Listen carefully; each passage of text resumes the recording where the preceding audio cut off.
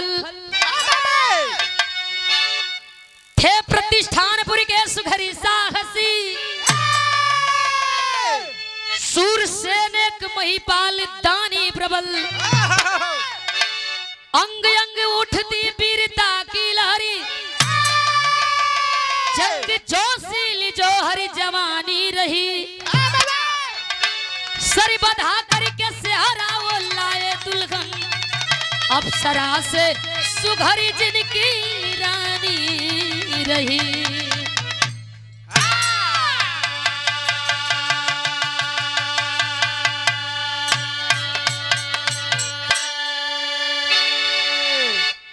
सर बधा करके सेहरा वो लाए दुल्हन अप्सरा से सुघर जिनकी रानी रही।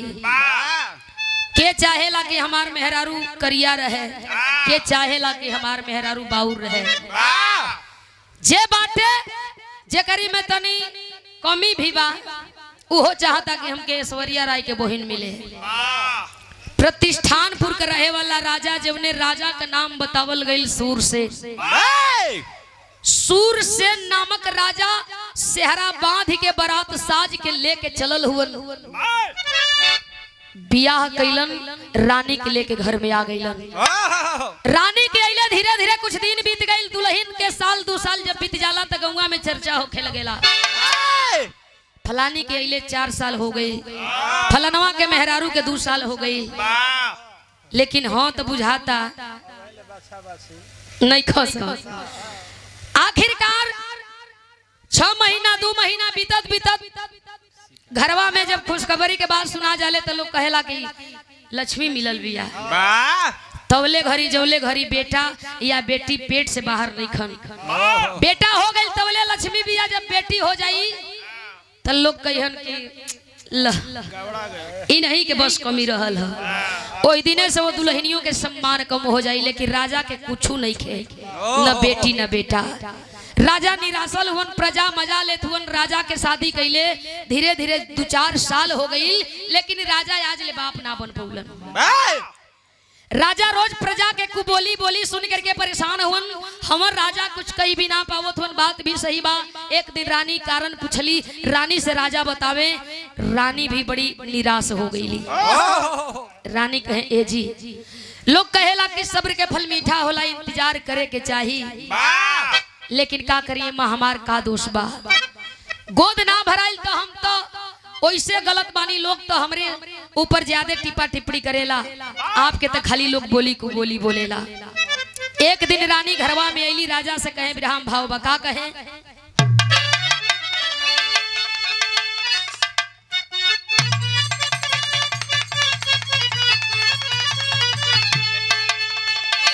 दर्शनिक फर्ज होला चाहे कैसनो होखे। भाव कभी लिखल अरे चाँद चिली मनसा झांकती बड़ी जवानी में कहीं लग जाए नयन जानी आग पानी में।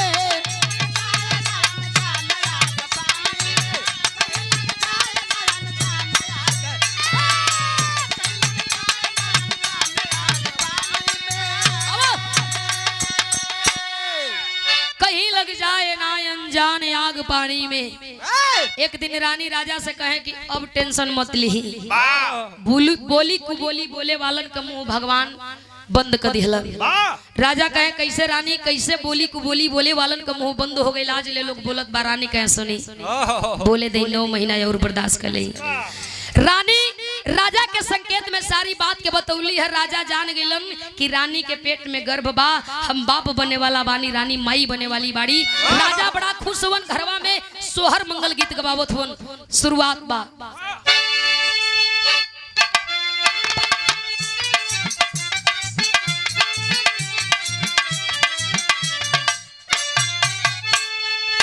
हुआ समागम सावन परिसल बा से जरिया पर आने वाला कागा बोले अटरिया पर।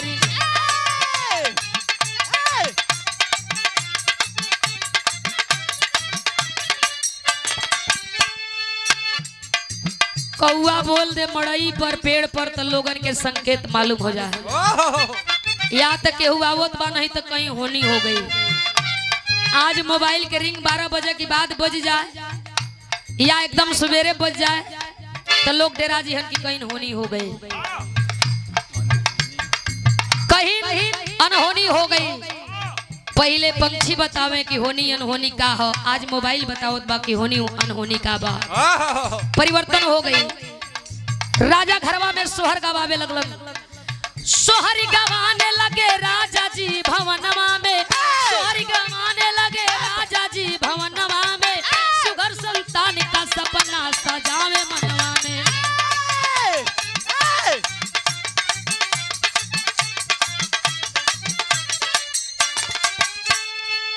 प्रसव पीड़ा से रानी का दुखित दिमाग हुआ, न जन्मा बेटा ना बेटी मगर ये नाग हुआ।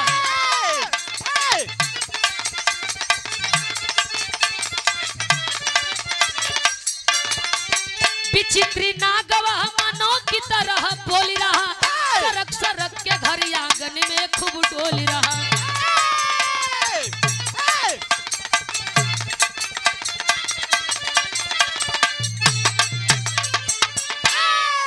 अखबार में टीवी टेलीविजन पर आप लोग देखिला, कबो कबो कुछ बात ऐसा हो जाले कि हजम ना होले।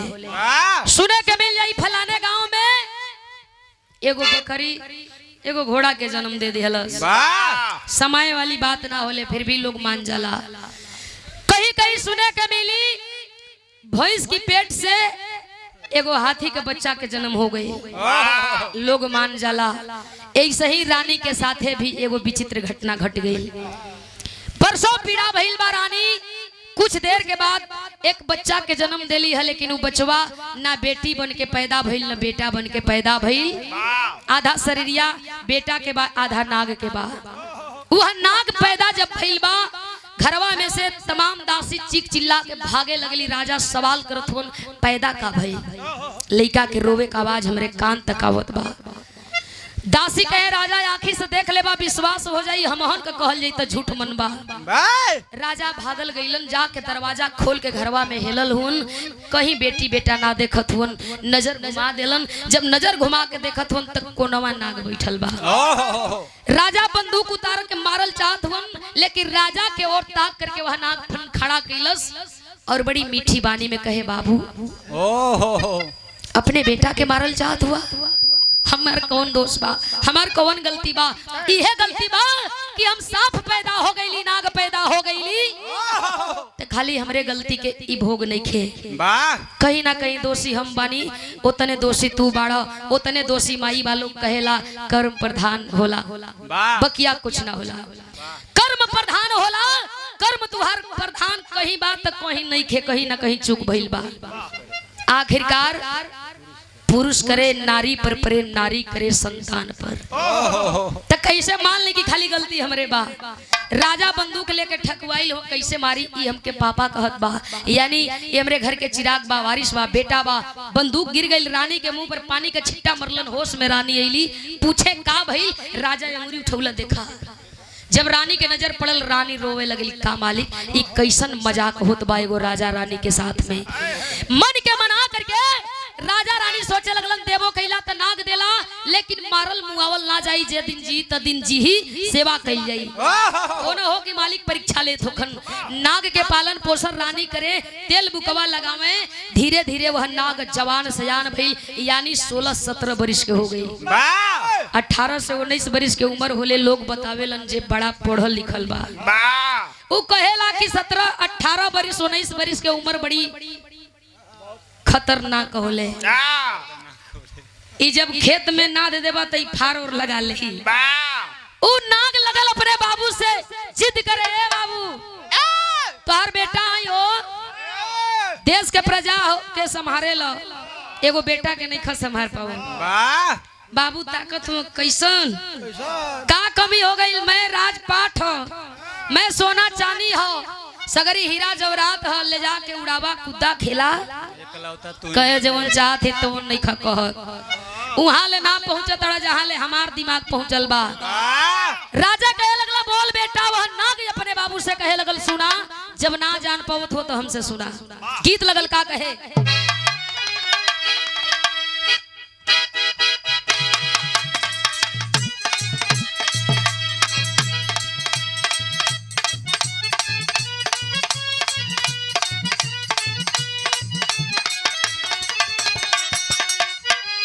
और राजा से ना गिरे बोले,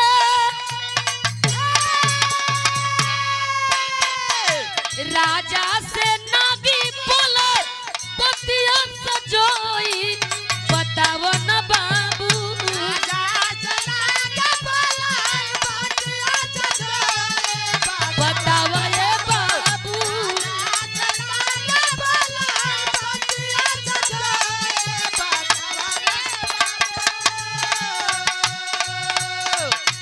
कहिया बियाह हमरो होई तनी बताओ रे बाबू, कहिया बियाह हमरो होई।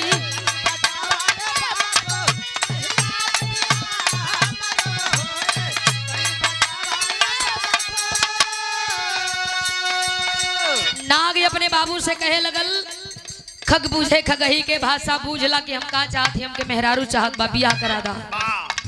राजा सोचे लगलन, बा एक तो मुंह देखे लाख ना, आई परेशान कैले बा, कहत बा कि बियाह करा दा। के करे घरे जाई कैसे कहीं कि अपनी बेटी का हाथ दे दा हमरे बेटा से, ओकर बियाह करा दे। बैठल वन सिंहासन पर सोचत विचारत हूँ, सगरी प्रजा हंसे लगल। एक तो ई जवन रूप रंग लेके पैदा भइलन ससुर, दूसरे बियाह खातिर जिद करत हो बियाह करा दा। आखिरकार नगवा कहे लगल, इतना सोचा विचारा मत तनी सुना। गलती भइली बा मिलली बा ओइसन चेहरा,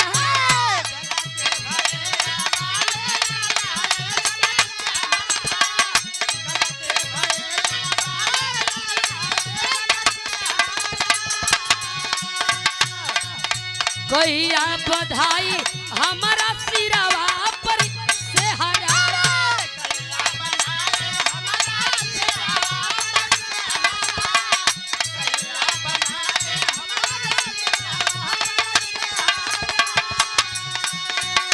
मन में हरारू हो बिना तड़पी के रोई, बतावा ये बात।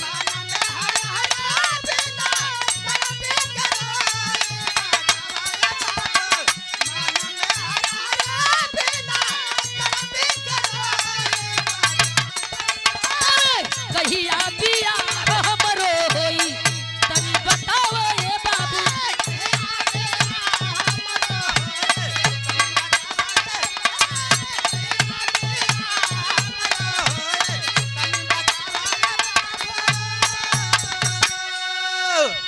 राजा बैठल बैठल सोचत विचारत हुन, हम जाइब केहू के दुआरे तो हमरे नाम के लोग मजाक बना दिहन।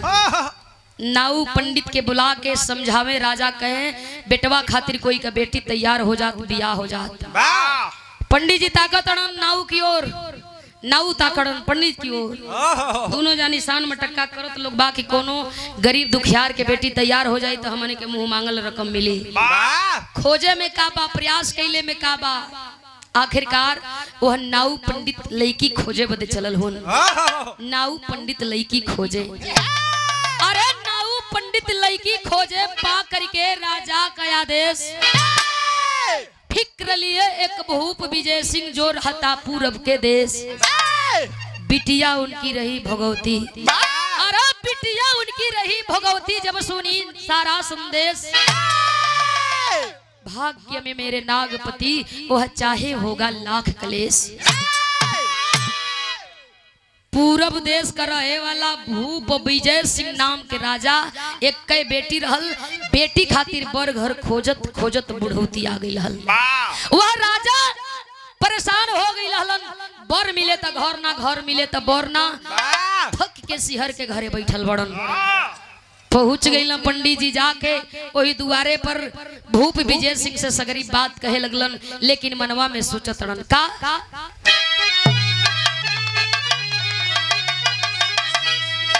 अरे दुल्हनिया कैसे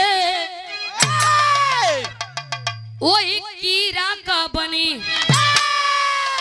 त कोनो राजकुमारी राजा का बिटिया कोनो राजकुमारी राजा का बिटिहनिया दुल्हनिया कैसे कीरा का बनी। पूछे लगलन भूप विजय सिंह कैसे आवल गई। पंडित जी बतावे लगलन प्रतिष्ठानपुर से आइल बानी सूरसेन नामक राजा का बेटवा नाग से तुहरी बेटी का बियाह करावल चाहत बानी। भूप विजय सिंह गुस्सा में लाल हो गईलन, हाथ में तलवार लेके वही गर्दन पर तलवार के लगा दिहलन। डांटे लगलन भूप विजय सिंह एगो हमार बेटी बा आ तुहरी कहले का मतलब कि हम कीड़ा फतिंगी से बियाह कराई बेटी का। खबरदार गाय के जैसे अपन सिंह भारी ना लगेले वैसे ही हमारी खाती हमार बेटी भारी नहीं खे। हमार बेटी ऐसन तैसन घरे ना जाई, बढ़िया घर बर मिली बियाह करब, नहीं तो अकेले हमार बेटी बा पूरा राज के मालकिन बनी। नाऊ पंडित उठ के जाए लगलन। लइकिया घरवा में से आई बाबू के रहल बाबू बतावत नहीं खन। लइकिया सिपाही दूगो भेज के बोलाई ले पंडित जी के। आके पंडित जी बैठ गईला, लइकी सवाल गईला पूछे लगल। पंडित जी सारी बात के बतावत हुन, लेकिन गनगन गनगन कांपे हाथ जोड़ले हुन, डेरात हुआ कि बुझात है जान मरवाई। दोहाई सरकार का गलती हो गई, चाम के जीव लामे ले चली गई। कौन गुस्ताखी माफ पीतर के रहत भीतर को के रखती गुस्ताखी माफ हो हुजूर त्राही माफ। तलवार खींच लेला रानी कहे ये गने के गने जवन बाबू से बतिया कहला हमहू से कहा तनी हमहू सुनी बा और गनगनाए लगा और डराए लगलन कि कही दे त जबान कटवा लई। दकिया वो तो पंडित जी तू ही बोला नाउ महाराज पतरवा दिखा दा कि यही में लिखल तोर बियाह लिखल मान जाई, नहीं तो बस तू हूं के रेली हमहू के शान मटक्का दोनों जानी करत हन। लइकी इशारा कइलक कोई बता दे। आखिरकार पंडित जी हिम्मत जुटौलन, ए बिटिया सूरसेन नामक राजा के बेटवा नाग से तुहार बियाह करावल चाहत बानी। इहे रिश्ता लेके आई लहली, लेकिन राजा धिक्कार के भगा देलन।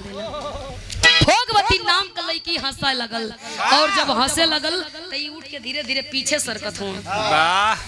बुझा तक कि खतरा है। दाल निकाला लड़किया हंस के चिट्ठी लिखवावत बा, आ चिट्ठिया लिखवाई के वही पंडित जी के हाथ पे रखला, ले जाए के राजा के दे दिया। डहरी में खोल दिया तो ठीक न पड़ी। चिट्ठिया के लेके नाऊ पंडित चलल हुन। सूरसेन नामक राजा के हाथ पर जब चिट्ठी धइलन, खोल के राजा वो चिट्ठिया के पढ़वावे लगलन। ओमा लिखल बा, ए राजा मैं भूप विजय सिंह की बिटिया भोगवती आपकी बेटवा नाग का रिश्ता मंजूर करती हूँ। राजा सिंहासन से उठ के खड़ा हो गईलन, पूरा राज्य में डुग्गी पिटवा दिहलन, ढोल नगारा बजे लगल, पूरा राज्य में संदेशा पठवाई दिलन कि हमारे बेटवा का रिश्ता तय हो गई।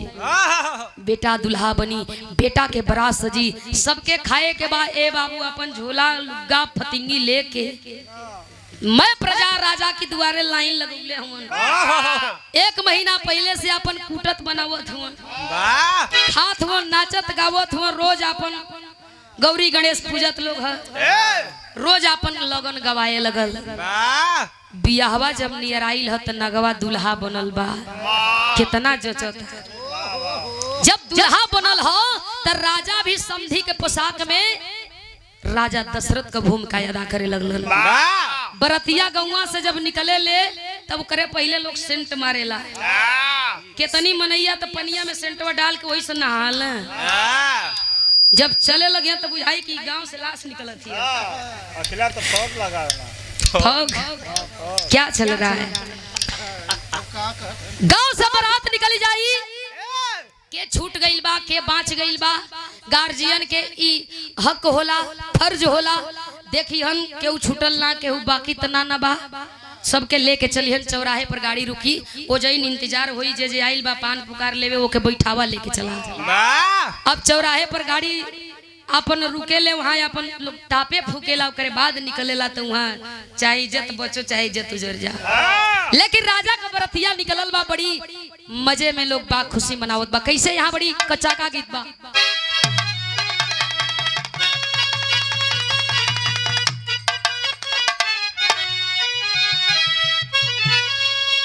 दुल्हन अपन दुख बयां करत रहल। वही जमनिया में गाड़ी का इंतजार करत बा। टैक्सी वाला के गियर काम ना कैलस। अब एगो लाख दैले तो लोग बढ़ा देलस। झटकराई के टूट गई लोग नथिया झुलनी बैठ के सरापत तो बटले बिया। लेकिन बड़ा निक निकुल कथा भी कहतिया। जेकर इंतजार में रह। फोनवा लगाई के कहे लगल काजी रउआ जी जौले ढोड़ी ले बात रहल तौले देश का मनई बैठल रहलन माइयो बही रहली। लेकिन जब नीचे रउआ सड़क गई तो सब उठ के चल गए। संस्कृति पे ध्यान है। आज गौवा में से बारात निकलत बा सब नाचत गावत बटले वाले की हरिया दुल्हनिया अपन दुख बयां करत बिया। फोनवा कहतिया का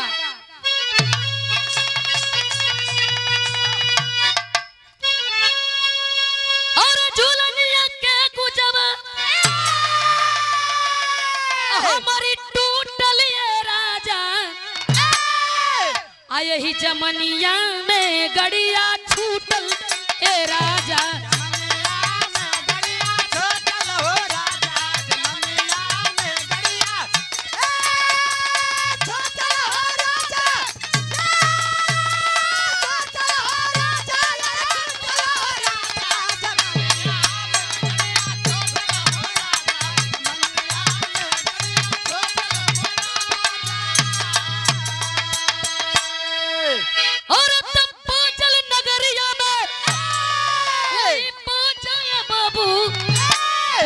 नगवा दुल्हा राजा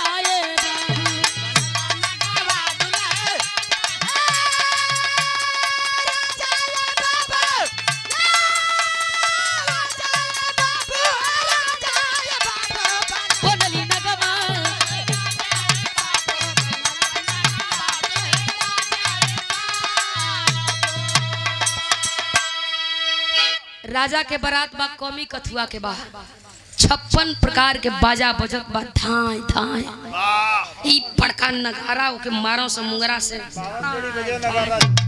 सब अपन नाचत बा जगह जगह सब अपन गीत मंगल गावत बा। बारात धीरे धीरे धीरे धीरे निकले लगल। अब कहाँ डोली लौकत बा कहीं कहीं आउटसाइड में कहीं कहीं एक आध हजार बारात में एक आध गो डोली लौक जाए तो बहुत है सपना के बात हो जाई। डोली अब लौकत ना बा। अब बैलगाड़ी पर कहाँ झपोली आवत बा। पहले बैलगाड़ी पर जब झपोली आवे कुंडा दौरी आवे तो लोग कहो भाई बड़ियारा बनस जे करे रेडियो मिल जा तो गौवा भर हल्ला हो जा बुझा के सरकारी ओकर नौकरी मिल गई है। वो घूम घूम रेडियो बजावे भुइया ना ओकर गोड़ रहे लइका के पेड़े पर चढ़ के बजावे एंटीना धरावे एंटीना। बारात सज के निकलल बा गांव से सब नाचत गावत बा। अतौले लाइट कट गई सब नाचे गावे कैसे बाजल नगरिया में अरे बाजाए बाबू बनली नगवा दुल्हे राजा बाबू।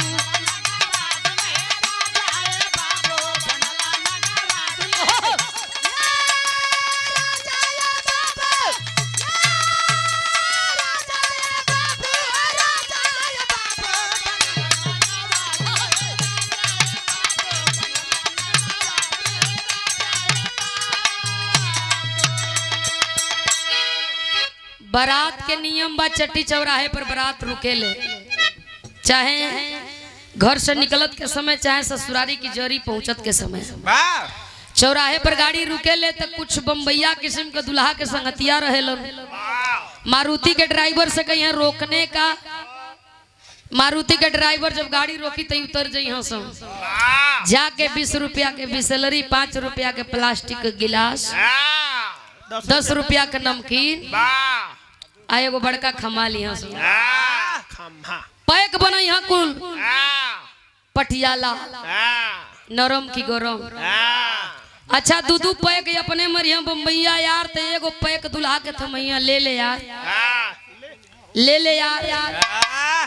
दुल्हा कहे कि रोज चली लेकिन आज ना चली आज हमके मड़वा में बैठे के हो तो वही में तनी एडवांस संगतिया रहे कहियो कि हमने के बियाहे में पियला त नहीं जलला आ तुहार हते अब कहत हुआ हमार ह मजबूरी हो जाला दुल्हा एक पैक मारेला तो ले दूसर का बिना पैक पानी के दे देला और जब दूसर का पैक बिना पानी के तो दुल्हा वहू के मारेला मजबूरी बा 3 पैक 4 पैक जब दुल्हा मार ले एक पैक मारी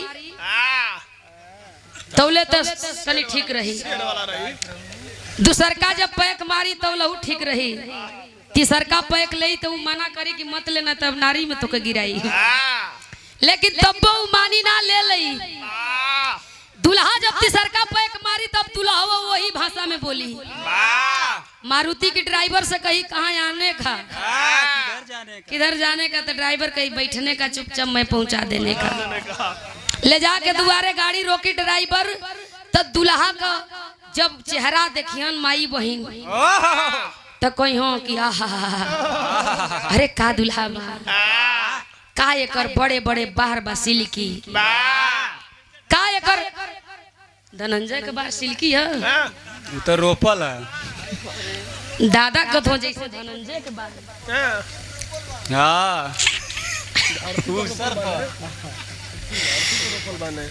माई बहन तर्क वितर्क करिहन लड़की जोग लड़का बा एकदम भाई बहन जैसन बानन सो आ तनी करिया रही सर्विस से हां नौकरी खातिर बाप खोजले बा कौन जोड़ी लगल पहले ही लोग मिला लेला का पोजीशन बा कैसन दुल्हा बा गीत गवनई चालू हो जाई मार वही में अपन माइक ले ले वही में लोग गई हन ओने से कुल गीत गवनई भइबे कई जब लोग बैठ जाला खाए खातिर तब माई बहन गावेली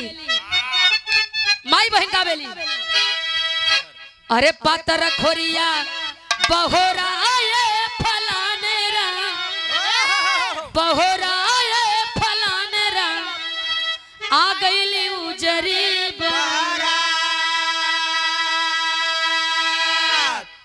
अब उजरी बारात मने का होला चाहे कैसनो रहो के उजरी बारात कहन अरे बहिया धई बैठावाए पापा इहे हौवे दमदू तुहार अरे इहे हौवे दुलरू दमा जब बाबूजी लेके मड़वा में जई हम पीढ़ा पर दुल्हा बैठी मुना लगौले रही पीछे से संगतिया 2-4 गो पुछियन घर के लोग जाके गार्जियन जे बा माई बहन कहो ठेंगुनवा का लगौले हुआ हट यहाँ से तो बात बनाई कही कि जब से दिन धराई लल तबे से के लगन सतावता खाना पीना कुल छोड़ दे रहे कर दहिया कांपत यही से ठेंगुना लगौले बन अब वो ई ना कही कि 3 पैक मरले है वो बताई ना कि 3 पैक मरले वो तो कहे तो मुंह पेट चला था माई बहन तने गीतिया के बदल दिहन तनी से और गावे लगे हम अरे बोहिन बेचे अरे बोहिन बेचे यही तिरा अइला दुआरी बोहिन बेचे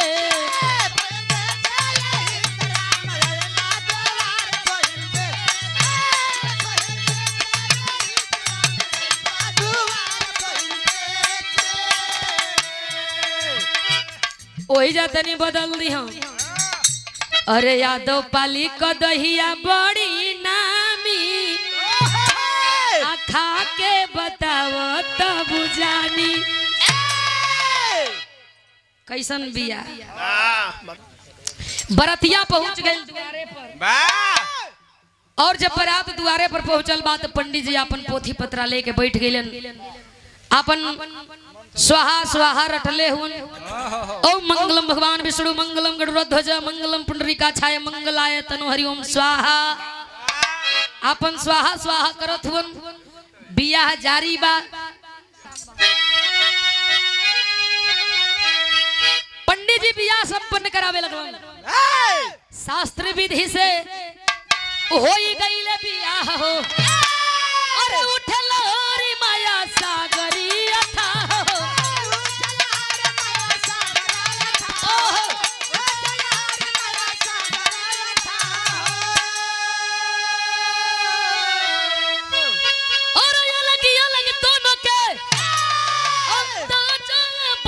पनली नगवा दुल्हे राजाए बहन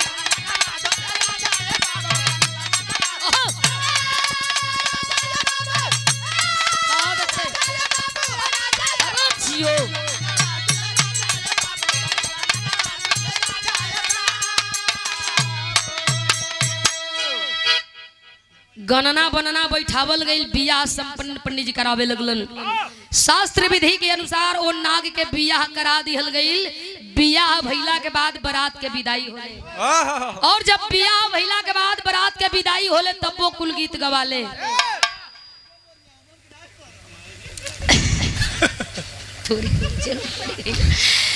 लोग गीत गवनाई सुनत अपन बारात लेके निकल जालन। माई बहन गावेली, बरिसा बरिसा दुल्हे साले बरिसा, जैसे दैवा बरिसे वैसे बरिसा, लूटा लूटा समधि साले लूटा, जैसे चोरवा लूटला वैसे लूटा। ई कुल गीत दुल्हा खातिर गवाला, लेकिन बरतिहन खातिर गवाले। दुल्हा पौले दुल्हन सहबलिया धेनु गाय रे, गवनई गवात रही, आज जवैया जात रही। बारात के विदाई हो गई, दुल्हनियों आ गई। रात के बेला वह दुल्हन अपने नागपति के इंतजार करत बा कि हमार पति अइहन, हमार घूंघट उठैहन, कुछ मुंह दिखाई में चिन्हा दीहन। लेकिन नगवा लाजन शर्मन दुल्हन के पजरे ना गई। घड़ी 12 बजौले बिया, दुल्हन मने मने अपने के कोसत बिया की बड़ा गलत इंसान से बियाह कलेनी। लगता कि दान दहेज में कमी हो गई, सेवा में कमी हो गई। आखिरकार दुल्हन सोचत बिचारा सुतल बे, नगवा पहुंचल, और जब पहुंचल तो सवाल कैले बिया पपट लाई।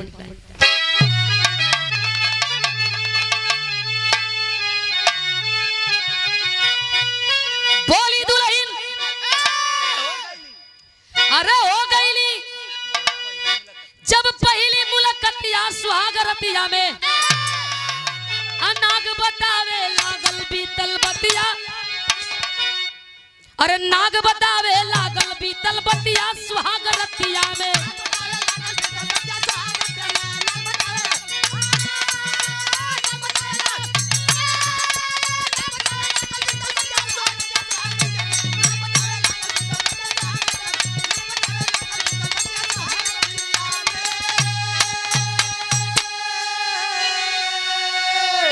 दुल्हन पूछे लगल, एगो बात बतावा, मुंह दिखाई हमें मत दा कुछो, बस हमें 2-4 गो बाती के जवाब दे दा। नगवा बोले, बोल रानी, कैसन बात पूछे के बाद दुल्हनिया कहे, मुंह दिखाई के चिन्हा चाहेला, लेकिन चिन्हा के बदले हमके 2-4 गो बातें बता दा। शरीरिया नाग के बा, बोलत इंसान खानी हुआ, सुने का साउंड इंसान के बा, दिल पर हाथ रखता नहीं तो दिल धड़कता इंसान खानी। नाग के आंख में आंसू बा, रानी मत पूछ, दुख बा, कष्ट बा।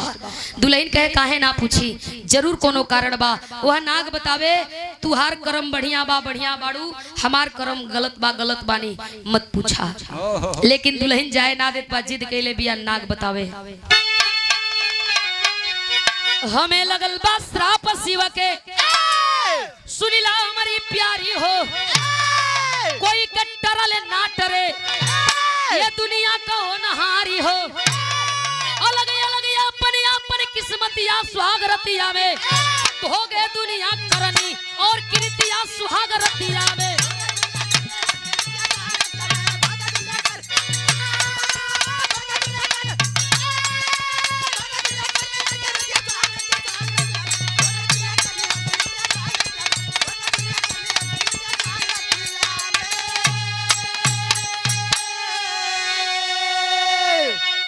भोगे दुनिया करनी और कीर्तिया सुहाग रतिया में। तोहार कर्म निक बा हो, हमार कर्म खराब बा। दुल्हन कहे, देखा ढेर पूछत ना है, 2-4 को बात पूछत है, वहू मा तू झूठ बोलत हुआ, साच ना बोलत हुआ, जवन साच हते वन ना बतावत हुआ। हमके शंका बा कि कहीं ना कहीं कुछ छुपावत हुआ। हथवा जोड़ लेला, अपने अर्धांगिनी यानी अपने पत्नी के दुखी मत करा। पहली रात, पहली मुलाकात बा, साफ साफ बतावा, इस शरीर ऐसा काहे मिलल। वह नाग मजबूर हो गई। दुल्हन हाथ जोड़ले बिया, आंख में आंसू बा, ऐसा मत करा। नगवा से पूछे दुल्हनिया, अरे करी जोरी नाग से पूछे ले दुल्हनिया, ये स्वामी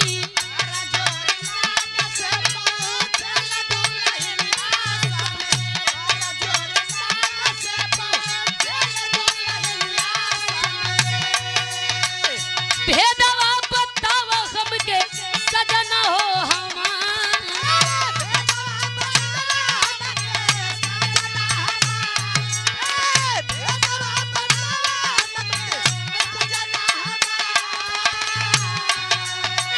नाग कहे रहली कंगन शिव के हाथवा में हो रनी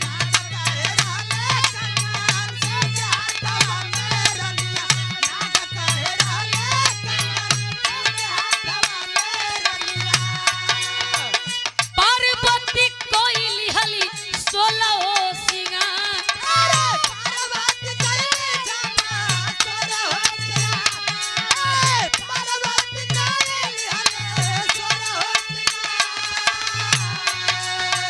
शिव के हंसती देखी हमहू हंसी दिहलिए प्यारी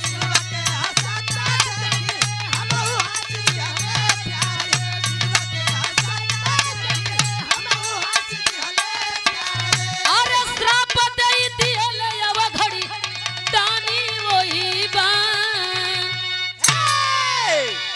वह नाग अपने दुल्हन से सारी घटना के बतावे कहे ए रानी एक बार भगवान भोलेनाथ के हाथ में हम कंगन बन के उनके हाथ के शोभा बढ़ावत रही पार्वती 16 श्रृंगार कई के मांग में फरमांग सेनूर पहिर के आके भोलेदानी की आगे खड़ा हो गई भोलेदानी के 16 श्रृंगार में देख के शिवदानी पार्वती के 16 श्रृंगार में देख के हंसे लगलन और जब शिवदानी हंसे लगलन तो हमरो हंसी ना रुकल हम हंस दिहली इतने तक काल हो गई शिवदानी झटकार के हाथे से फेंकलन जाके कुछ दूरी पर गिरली शिवदानी आग बबूला गुस्सा में लाल श्राप दिए लो मैं श्राप देता हूँ सती को हंसने वाले को जला के मैं राख कर दूं लेकिन ऐसा नहीं करूंगा इसलिए कि तू मेरे हाथ का शोभा बढ़ा रहा था श्राप यह दिलन कि जब पुनर्जन्म हुई एक औरत के गर्भ से जन्म हुई दिल धड़की इंसान लिखा कान के सुने का साउंड इंसान के रही मन विचार बुद्धि इंसान के रही शरीरिया नाग के रही दुल्हन आई सामने मेहरारू रही लेकिन तरस जइबा का प्रभु का करत है का होत है प्रभु तरस जइबा उहे शराब आज ले लेके हम दर दर के ठोकर खात बानी ओ श्राप से मुक्त ना भइली दुल्हनिया कहे लगल कहो श्राप देलन तो श्राप देला के बाद ओकर कोनो काट नाही बतौलन ओकर कोनो निवारण नहीं बतौलन नगवा कहे काहे प्यारी शिवदानी बतौलन अगर नाग रूप में कोनो लड़की तो के अपन पति बना ले तो से बियाह कले उहे दुल्हन दक्षिणी भारत में प्रसिद्ध गौतमी नदी के धार में स्नान करा दे तो शरीरिया मानव के हो जाई बियाह तो कर ले लेकिन हमके समझ लेबू तो हमार कल्याण हो जाई जब दुल्हनिया पूरी कहानी के सुनल तो सोचत है कि का ये नागे से सुहाग रात मनाई रुका के मानव बनाई लेदा ले करके दुल्हन अपने नागपति के चलल भी वो दक्षिणी भारत में सिद्ध प्रसिद्ध गौतमी नदी के धार में जब 4 बजे भोर में खड़ी भइल बा तब भइल का हो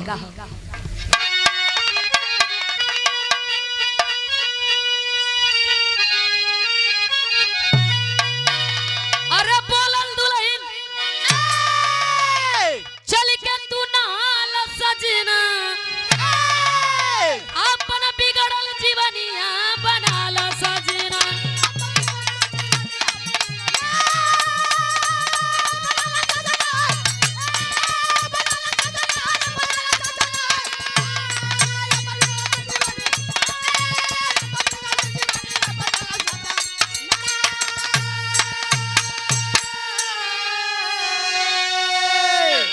नारी संग गौतमी में नागवा नहाया अमनो का शरीर तब सुधारी रूप पाया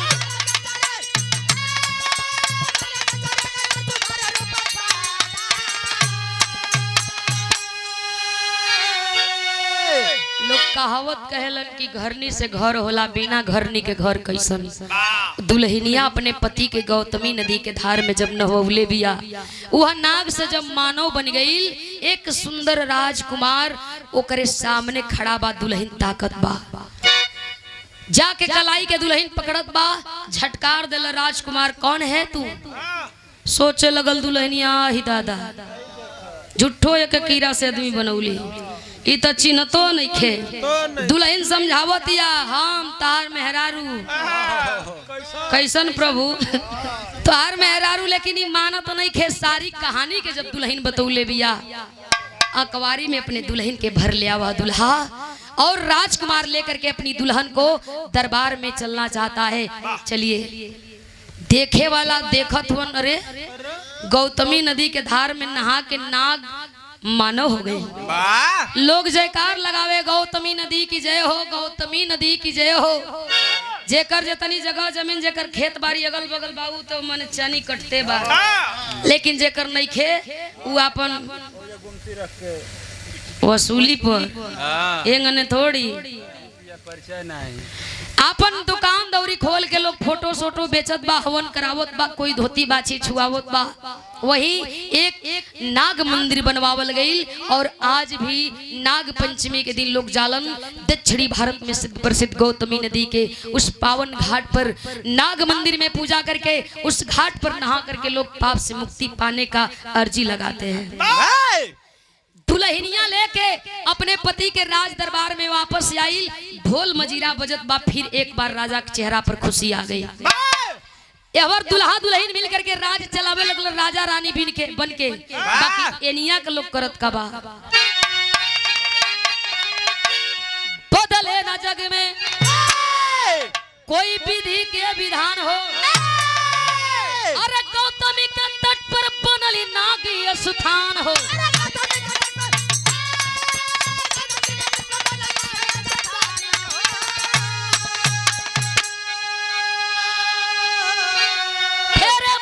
भक्ति का माला सजना बिगड़ल जीवनिया बनाला सजी।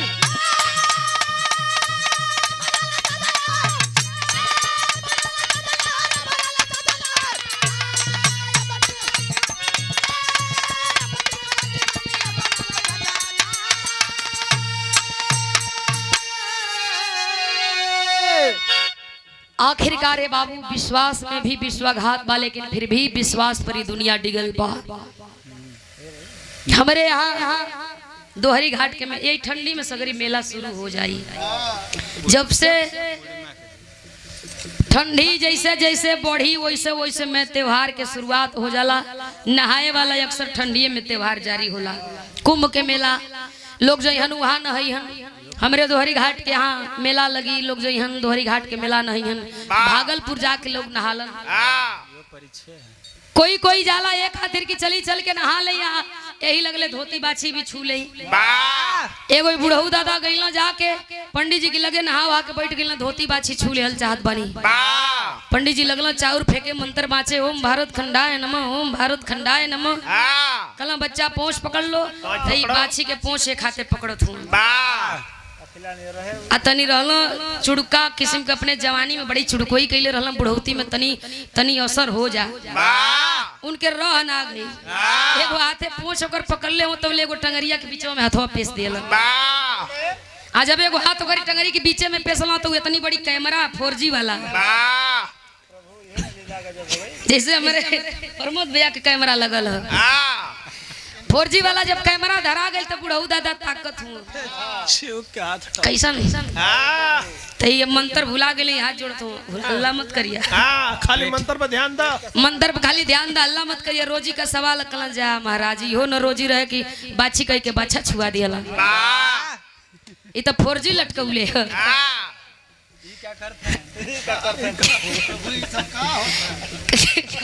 कि विश्वास में विश्वासघात बा, लेकिन फिर भी विश्वास पर ही दुनिया टिकल बा। विश्वास होखे के चाहिए। ए बाबू बड़ी कष्ट होला एगो बेटी बेटा के बियाह शादी में। लोग कहेलन बेटी बेटा के जब जन्म होला वही दिन मालिक लिखेलन के कर बियाह कैसे बात तय हो जाला, लेकिन खोजे में घंटा घड़ी लग जाला। कबो कबो बाबू बड़ा नीक घर बर देख के बियाह करिहन, बेटी बड़ी खुश रही। बाकी एकाएक बेटी के जीवन में जब दुख आई, बेटी रोई, बाबू से कही करम फूट गई। बाबू कहे कैसन हो, सऊदिया वाला बैंकाक वाला दूल्हा खोजले है। दुल्हन कही अरे वो बैंकाक ओकर बंद हो गई, अब तो खाली बर्फ बेचता। कहीं कैसन हो, कहीं अब ना जाए यहाँ बस बियाह से पहले एक बार गई लला तिलक लेवे के रहे घूम तरकुल दुआ था बड़ा खुल सिस्टम बा जैसन कर्म रहेला वैसन हो जाला समय होत बलवान पुरुष नहीं होत बलवान समय बलवान बा समय चाहेला राजा के रंग बनावेला और रंग के राजा बनावेला विधि के विधान के कोई टलने नहीं खे ना कोई टाल पाई दिन रखाइल बा के धनंजय के मीनाक्षी के 2 तारीख के विवाह हुई गांधी जयंती पर बाकी तनको बूंदी बादा बारिश हो गई लोग कहे मतया भैया सिस्टम खराब हो गई मान जाइल जाए 2 दिन बाद आवल जाए जाओ के पानी लागे बाकी भगवान जब लिख दिहन कि आजे अयबे कऊ लाख रुपया घूस देबा लेकिन उ दिन टरे वाला ना है केहू जानहु ना पाए कोनो सुनवाई ना यही खातिर कहल गई अरे फेर भक्ति भक्ति का माला सजना अपन बिगड़ल जीवनिया बनाला सज